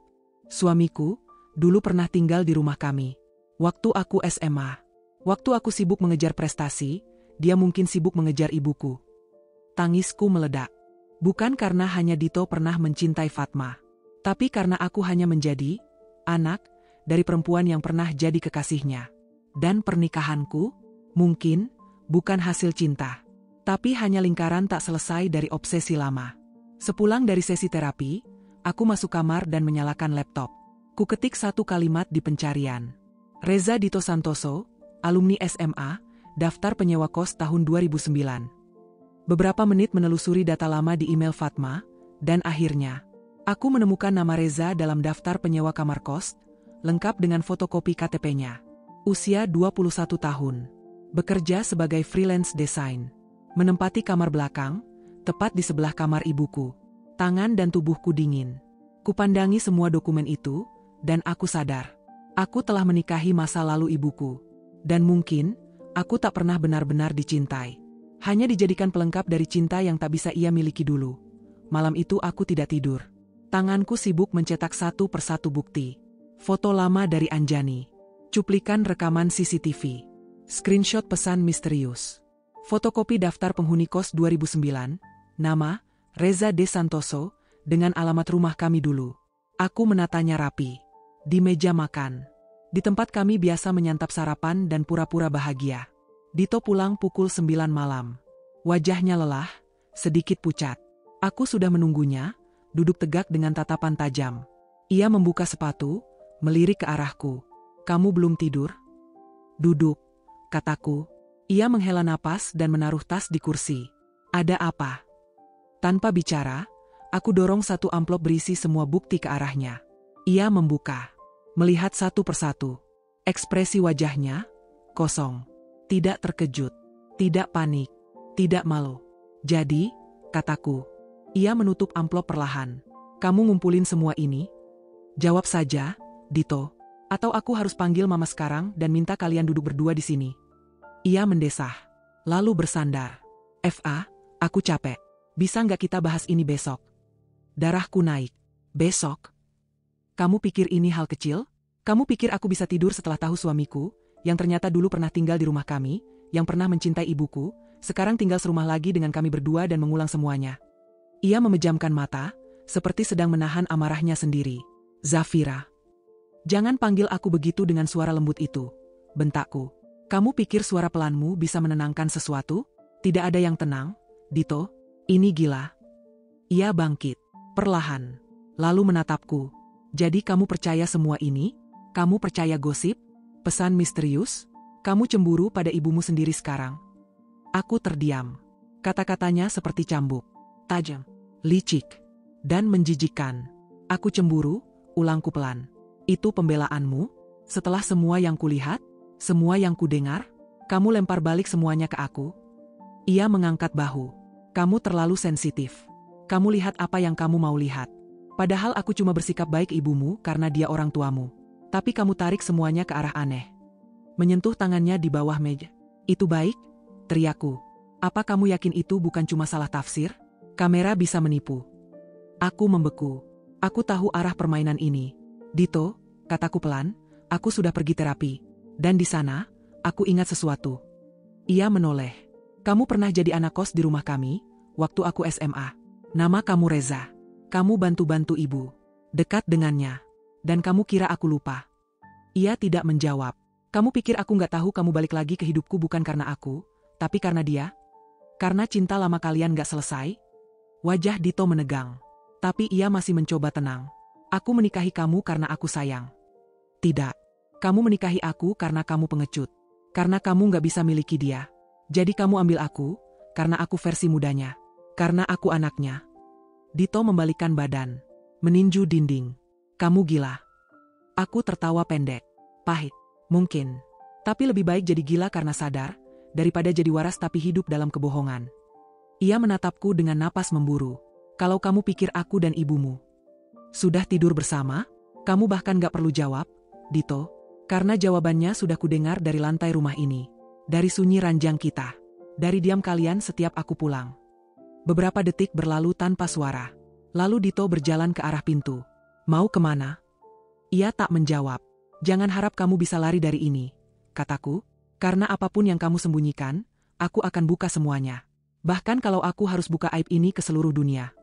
Ia menoleh, untuk pertama kalinya dengan mata merah. Silakan, Zafira. Tapi jangan lupa, kalau kamu menyeret ibumu, kamu juga menyeret dirimu sendiri. Kamu bukan hanya istri, kamu juga anak. Dan dalam kasus ini, kamu setengah dari luka ini juga. Kalimat itu membunuhku lebih dalam daripada penghinaan. Karena ia benar. Aku bukan hanya korban. Aku adalah darah dari perempuan yang ikut menoreh luka rumah itu sunyi. Dito sudah pergi sejak semalam, membawa jaket, dompet, dan entah apa lagi yang tak ingin kulihat lagi. Aku duduk sendiri di meja makan dengan secangkir kopi dingin. Mata merah, kepala berdenyut, dan hati seperti habis ditumbuk berkali-kali. Lalu aku mendengar langkah kaki. Pelan, teratur. Langkah yang selama ini mengisi lorong rumah sejak ia kembali. Langkah yang dulu kurindukan sebagai anak, kini kubenci sebagai perempuan. Fatma masuk dengan wajah biasa. Rambut disanggul rapi. Bibir diberi gincu tipis. Pagi, katanya datar, mengambil gelas di rak. Aku menatapnya. Tak menjawab. Dito mana? Tanyanya sambil menuang air putih. Pergi, jawabku singkat. Kemana? Ke neraka, kalau kau peduli, gumamku. Tak kupedulikan reaksinya. Ia menoleh perlahan. Kau mulai kurang ajar, Zafira. Aku menahan senyum miris. Aku baru saja menemukan bahwa suamiku pernah jadi anak kos kita. Bahwa dia mencintai ibunya sendiri, ibuku. Bahwa kalian berdua lebih menjijikan dari apapun yang pernah kubayangkan. Kurang ajar? Sepertinya itu kata yang terlalu lunak untukku saat ini. Fatma menarik kursi, duduk di hadapanku. Untuk pertama kalinya sejak ia kembali, ia tak tersenyum. Aku tahu kamu sudah tahu, katanya pelan. Cepat juga kamu menyusunnya. Jadi kamu tidak akan menyangkal? Ia menatap lurus ke mataku. Untuk apa? Aku terdiam. Tanganku mengepal. Kenapa kau kembali? Bisikku. Setelah 11 tahun menghilang, kenapa kau kembali, hanya untuk menghancurkan semuanya? Ia tersenyum tipis. Bukan senyum bahagia. Tapi senyum, seperti pemenang yang tahu lawannya sudah tak berdaya. Aku kembali, karena aku tahu dia ada di sini. Dito? Fatma mengangguk. Kau tahu? Saat pertama kali aku melihatnya lagi setelah bertahun-tahun, aku pikir aku sudah lupa rasanya jatuh cinta. Tapi ternyata tidak. Aku nyaris muntah. Jadi, kau memang sengaja datang untuk mengambil kembali yang dulu milikku? Mungkin. Kau ibuku. Aku berteriak. Aku ini anakmu, Fatma. Anakku. Kau melahirkanku. Ia menatapku lama. Lalu berkata dengan pelan, tapi tajam. Zafira, Dito mencintaiku lebih dulu. Bahkan sebelum mengenalmu. Kau hanya bayang-bayang masa mudaku. Kau hanya versi muda dari siapa aku dulu. Dadaku sesak. Dunia seakan runtuh. Jadi semua ini permainan untukmu? Suaraku bergetar. Tidak. Lalu, Fatma bersandar. Menghela napas seolah bicara tentang musim hujan yang datang lebih awal. Aku hanya perempuan. Sama sepertimu. Yang pernah disakiti, dikhianati, ditinggalkan. Dulu aku pikir hidupku akan utuh bersama ayahmu. Tapi dia pergi. Aku terluka. Dito datang saat aku kosong. Dan dia mengisi ruang itu. Dengan caranya. Dengan perhatiannya. Aku menunduk, menggigit bibir. Tapi air mata tumpah juga. Lalu kenapa kau biarkan dia menikahiku? Ia terdiam. Kau tahu hubungan kalian salah. Kau tahu dia pernah jadi anak kos kita. Kau tahu dia pernah tidur di kamar sebelah kamarku saat aku masih pakai seragam sekolah. Dan kau biarkan dia datang lagi dalam hidupku dan menikahiku. Fatma tak menjawab. Ia hanya menatap cangkir di meja. Aku ingin tahu rasanya, katanya pelan. Rasa apa? Rasanya jadi yang dipilih. Bukan jadi ibu, bukan jadi janda, bukan jadi kenangan. Tapi jadi perempuan yang dicintai. Aku menggeleng pelan, tubuh gemetar. Kau membiarkan anakmu sendiri menjadi istri dari laki-laki yang dulu kau cintai. Dan dia juga mencintaiku, jawab Fatma tenang. Bukan salahku kalau dia masih belum bisa benar-benar lepas. Aku berdiri. Dadaku seperti akan meledak. Kau tahu? Aku pikir dulu ayah yang paling jahat di dunia. Karena meninggalkan kita. Tapi sekarang aku sadar, kau lebih jahat. Karena kau tetap tinggal, tapi membusuk di dalam. Fatma menatapku, kali ini dengan mata basah. Zafira, aku minta maaf. Jangan minta maaf. Suaraku keras. Karena kata, maaf, terlalu bersih untuk mulut yang pernah berbisik di telinga suamiku, sementara aku memikirkan menu makan malam untuk kalian berdua. Aku berjalan menuju tangga. Kemana kau mau pergi? Tanya Fatma. Aku menoleh. Dengan mata yang sudah tak memohon, hanya menyala penuh luka. Menjauh dari kalian. Karena jika aku tinggal 1 detik lagi, mungkin aku akan melakukan sesuatu yang tak bisa dimaafkan siapapun, termasuk diriku sendiri. 2 minggu setelah aku meninggalkan rumah itu, surat panggilan dari pengadilan datang. Bukan undangan damai. Bukan permintaan maaf. Bukan upaya perbaikan. Tapi gugatan cerai. Dari Dito. Atas namaku, Zafira Fatma Putri. Tanganku gemetar saat membacanya. Alasan yang ditulis di kolom penggugat begitu absurd, hampir membuatku tertawa karena terlalu dingin. Penggugat menyatakan bahwa tergugat adalah pribadi yang tidak stabil secara emosional, sering meledak-ledak, dan tidak mampu menerima keberadaan orang tua dalam rumah tangga. Orang tua? Yang dimaksud tentu saja, Fatma. Ibu kandungku, yang kini tinggal bersama suamiku. Di rumah yang dulu kami bangun dari keringat dan cinta, atau setidaknya, aku kira begitu. Aku datang ke pengadilan sendiri, tanpa kuasa hukum. Dito datang dengan setelan rapi dan wajah datar. Di sampingnya, duduk seorang pengacara muda, wanita, dengan tumpukan dokumen tebal. Aku mengenal setelan jas Dito itu. Kado ulang tahunku tahun lalu. Ironis. Kini jas itu digunakan untuk mengakhiri semua yang pernah kuperjuangkan. Kami tak saling sapa. Hanya tatapan kosong dan udara dingin yang memenuhi ruang sidang. Apakah tergugat keberatan atas gugatan ini? Tanya hakim. Aku berdiri. Menatap Dito sekilas, lalu mengangguk pelan. Tidak, Yang Mulia. Hakim mengangguk, mencatat. Apakah tergugat menuntut harta bersama, rumah, kendaraan, atau kompensasi lainnya? Aku menarik napas panjang. Tidak, Yang Mulia. Saya tidak menginginkan apapun dari pernikahan ini, kecuali kebebasan saya kembali. Dito menoleh sekilas, sejenak tampak heran. Mungkin ia berharap aku akan menuntut sesuatu, membuat drama, mempertahankan status. Tapi aku terlalu lelah. Aku tidak mau mempertahankan rumah yang dibangun di atas pengkhianatan. Setelah sidang selesai, aku berjalan keluar lebih dulu. Tapi langkahku terhenti ketika seseorang memanggil pelan dari belakang. Zafira. Aku menoleh. Fatma berdiri di lorong. Mengenakan gamis bermotif bunga dan kerudung yang senada. Tampak tenang. Seperti ibu-ibu yang baru keluar dari pengajian, bukan dari reruntuhan pernikahan anaknya. Kau serius tak mau bawa apa-apa? Katanya. Rumah itu juga milikmu. Kamu punya hak. Aku menatapnya dalam-dalam. Rumah itu? Ya, tapi bukan rumah yang kupilih untuk pulang. Bukan tempat yang kutinggali dengan harga diri. Ia terdiam. Apa kau puas, Bu? Suaraku pelan tapi tajam. Sekarang kau bisa hidup bersama lelaki yang dulu kau cintai. Kau bisa masak untuknya, tidur bersamanya, bangun di sampingnya, tanpa harus bersembunyi. Tanpa aku. Fatma menggigit bibir bawahnya. Tapi tidak membantah. Dulu aku pikir ibu korban. Lanjutku, korban laki-laki yang meninggalkan. Tapi sekarang aku tahu, ibu juga predator. Dan aku adalah mangsa yang paling mudah. Karena aku anakmu. Ia berkedip. Air matanya menggantung. Tapi aku sudah tak peduli. Aku berjalan melewatinya tanpa menoleh lagi. Keesokan harinya, aku kembali ke rumah, untuk terakhir kalinya. Bukan untuk menuntut apapun. Tapi untuk mengambil satu kotak kecil berisi jurnal masa kecilku, ijazah, dan 2 foto ayah. Tari, asisten rumah tangga yang masih tinggal di sana, menungguiku di depan. Saya titip doa, ya Bu, katanya pelan.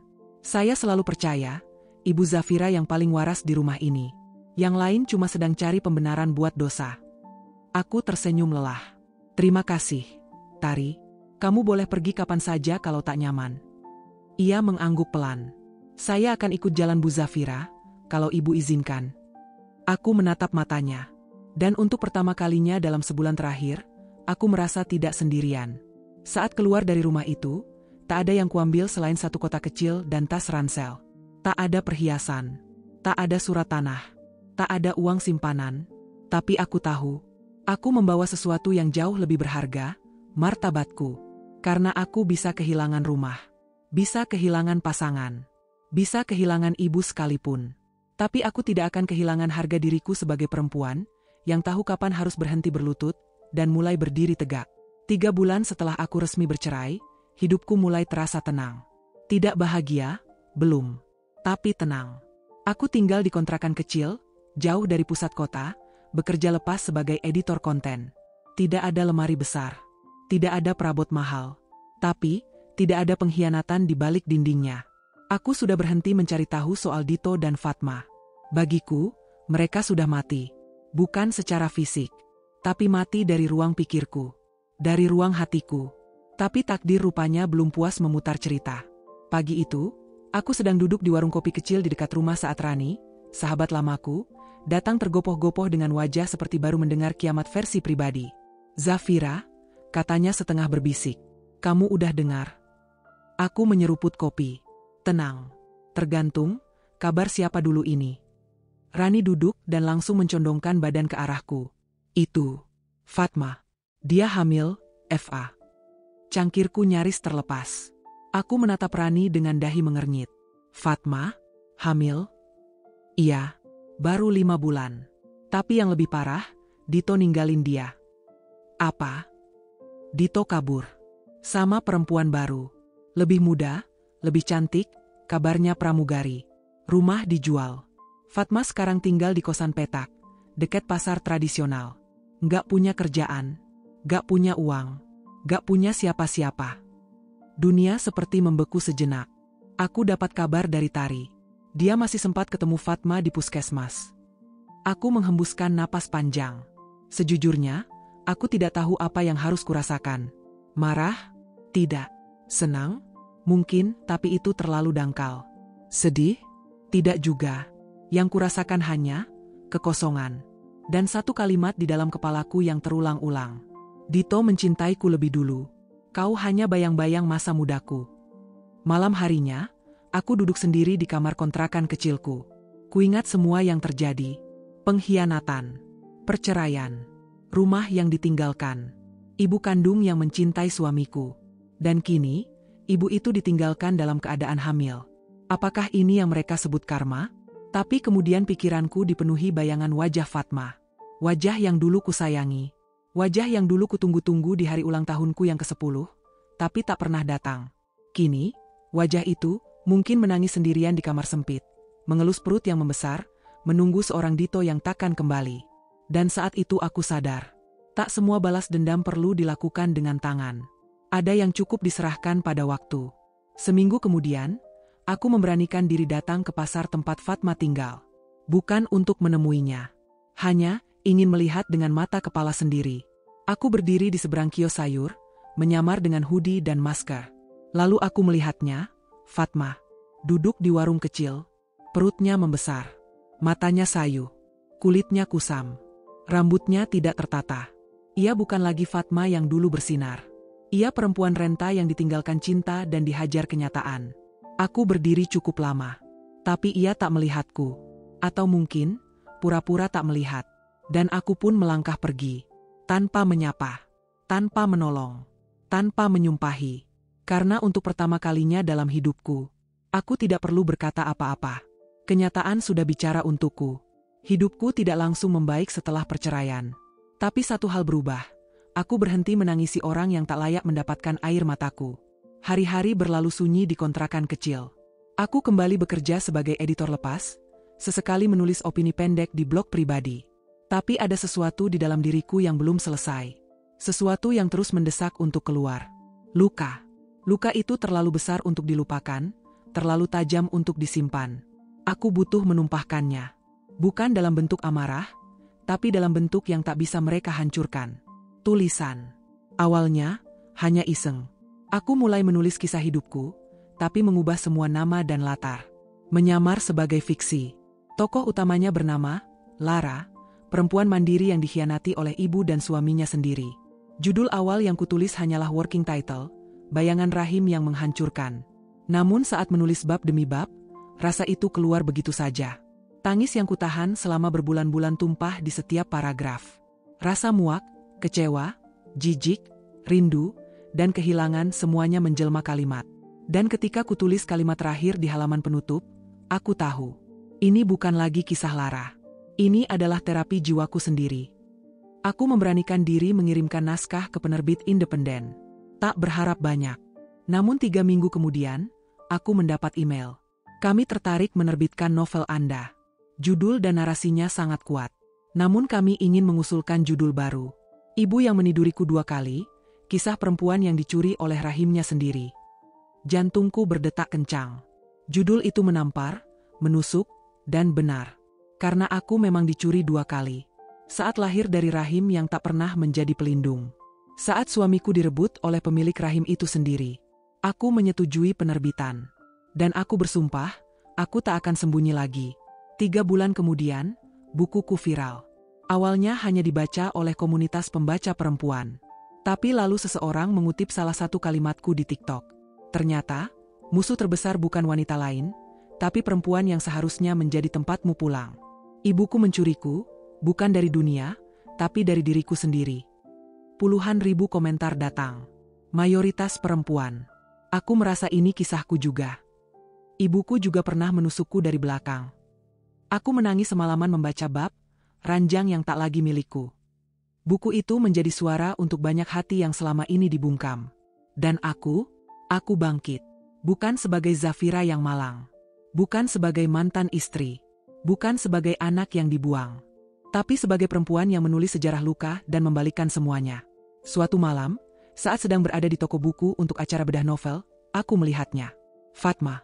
Berdiri di belakang rak, mengenakan kerudung lusuh, tubuhnya kurus, wajahnya tirus. Matanya sembab, tangannya menggenggam buku yang kutulis. Kami berpandangan beberapa detik. Lalu ia berjalan mendekat. Tangannya gemetar. Buku itu dipeluknya seperti bayi. Ini, kisah kita, ya, bisiknya.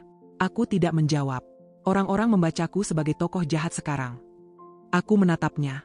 Wajah yang dulu terasa seperti rumah kini, hanya tembok tua yang retak. Orang membaca apa yang nyata. Jawabku tenang. Fatma menunduk. Dito pergi.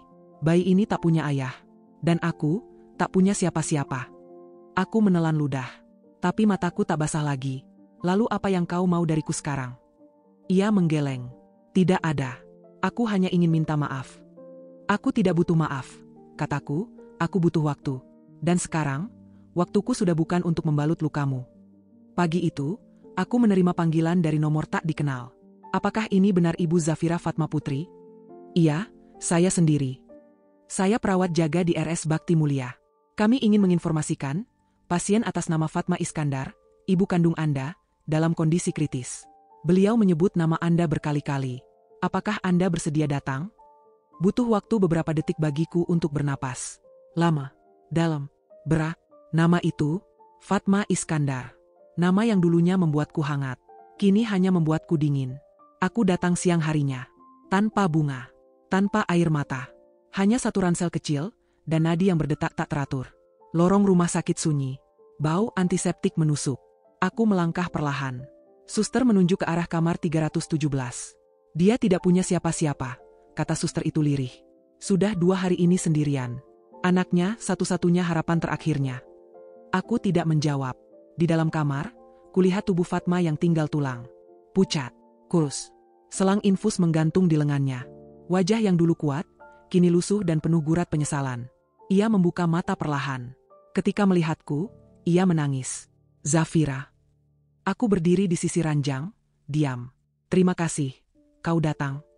Aku tidak menjawab, hanya menatapnya, mata ke mata. Fatma menggenggam tanganku, lemah dan gemetar. Aku salah. Katanya serak. Aku terlalu cinta, tapi dengan cara yang salah. Aku hancurkan kamu, anakku sendiri. Napasnya tersendat. Tangisnya pecah. Aku mohon ampun. Fa, maafkan aku. Ibu hanya ingin dicintai. Aku menarik napas panjang. Lalu aku bicara, perlahan, jelas, dan tajam. Aku sudah memaafkan. Ia menatapku, mata berbinar. Tapi sebelum ia sempat bicara lagi, aku lanjutkan. Tapi aku tak akan pernah kembali. Karena ibuku sudah mati di hari dia menyentuh suamiku. Fatma terdiam. Tubuhnya gemetar. Suaranya tercekat di tenggorokan. Air matanya mengalir deras. Aku melepaskan tanganku dari genggamannya. Maaf, aku datang bukan untuk menghapus dosamu. Tapi untuk menegaskan bahwa hidupku tidak lagi berputar pada masa lalumu. Aku menyesal. Aku yakin. Tapi penyesalan tidak selalu berarti pengampunan penuh. Kau minta aku kembali sebagai anak. Tapi aku bukan anakmu lagi. Kau kehilangan hak itu ketika kau merebut seseorang yang seharusnya ku jaga bersama. Fatma menggigit bibirnya. Menangis semakin keras. Aku berdiri. Kalau kau ingin tahu, aku baik-baik saja sekarang. Bukuku laris. Hidupku damai. Dan aku tidak butuh dirimu untuk merasa lengkap. Aku melangkah menuju pintu. Zafira, tolong jangan pergi. Aku menoleh sekali. Selamat jalan, Fatma. Semoga Tuhan memberimu pengampunan yang tidak pernah bisa kuberikan. Lalu aku pergi, tanpa menoleh lagi. Di luar kamar, suster bertanya, apa beliau ibu Anda? Aku menatap lorong panjang, lalu menjawab tanpa ragu. Dulu. Tapi sekarang, hanya seseorang yang pernah melahirkan tubuhku. Bukan seseorang yang menjaganya. Namaku Zafira. Dan aku tidak lagi tinggal di rumah yang dulu dibangun dari janji-janji manis yang kemudian hancur oleh ciuman ibu kepada suamiku. Aku tinggal sendiri kini. Di rumah mungil, sederhana, dengan dinding warna hangat dan jendela besar yang langsung menghadap ke taman kecil. Setiap pagi, aku menyiram bunga sendiri, menyeduh kopi sendiri, menyapa diri sendiri di depan cermin, dan semuanya baik-baik saja. Aku tidak menikah lagi. Bukan karena trauma. Tapi karena aku tidak butuh seseorang untuk membuatku merasa utuh. Aku utuh. Sendiri pun utuh. Dan kalau kau tanya bagaimana caraku sampai ke titik ini, jawabannya bukan melupakan, tapi menghadapi. Setahun setelah buku ibu yang meniduriku 2 kali diterbitkan dan difilmkan, banyak perempuan menghubungiku. Mereka menulis email, pesan pribadi, bahkan datang langsung ke acara diskusi buku hanya untuk berkata, cerita kamu, cerita aku juga. Aku juga disakiti oleh perempuan yang seharusnya melindungi. Kamu membuat aku berani pergi, Kak. Dari situ, aku sadar. Luka-luka seperti milikku bukan milikku seorang. Banyak perempuan di luar sana memendam kisah yang bahkan lebih getir. Dan sayangnya, mereka semua sunyi.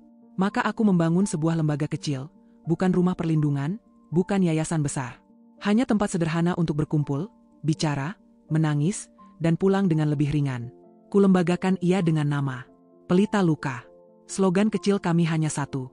Kami tidak akan menertawakan tangismu. Karena kami pernah berada di titik itu. Di sana, perempuan-perempuan datang dengan mata sembab dan cerita berantakan. Dikhianati suami dan adik kandung. Diselingkuhi dan malah disalahkan mertua. Dimanipulasi ibu sendiri demi cinta lamanya. Atau hanya diabaikan selama puluhan tahun. Mereka datang sebagai korban. Tapi pelan-pelan, mereka pulang sebagai penyintas. Dan aku bukan pendeta. Bukan guru. Bukan motivator. Aku hanya perempuan yang pernah remuk, tapi memilih tidak hancur. Hari ulang tahunku ke-34, aku duduk sendiri di taman belakang rumah. Di hadapanku, 2 gelas kopi, 1 untukku, Satu untuk ayah, dalam ingatanku. Aku membuka jurnal lama. Membacanya pelan. Lalu menuliskan satu kalimat baru di halaman terakhir. Aku lahir dari rahim yang salah. Tapi aku tumbuh menjadi perempuan yang benar. Dan dari segala bentuk pengkhianatan. Yang paling kejam adalah yang memakai wajah cinta. Aku menutup buku. Menatap langit yang mulai gelap. Dan tersenyum. Karena aku tahu, ini bukan akhir. Tapi kelahiran kembali. Kali ini, bukan dari rahim siapapun. Tapi dari pilihan diriku sendiri. Etil. Fatma meninggal 2 bulan setelah aku menemuinya. Dimakamkan sederhana, tak banyak yang datang. Dito, hilang entah kemana. Terakhir ku dengar, ia dicampakkan perempuan muda yang membuatnya kabur dari segalanya. Dia tak pernah menghubungiku. Dan aku tak pernah menoleh ke belakang. Karena aku tahu, aku sudah cukup. Bukan cukup disakiti, tapi cukup kuat untuk tak dihancurkan lagi. Dan jika kau bertanya siapa Zafira kini, dia bukan anak siapa-siapa. Bukan istri siapa-siapa. Bukan korban siapa-siapa, tapi seseorang yang memilih jadi cahaya, dari luka yang nyaris mematikannya. Dan untuk setiap perempuan di luar sana yang merasa hancur, kau tak perlu sempurna untuk bisa berdiri. Cukup percaya bahwa kamu pantas menang. Sama sepertiku. Aku Zafira. Dan inilah kemenangan dari luka yang dulu kau kira membunuhku.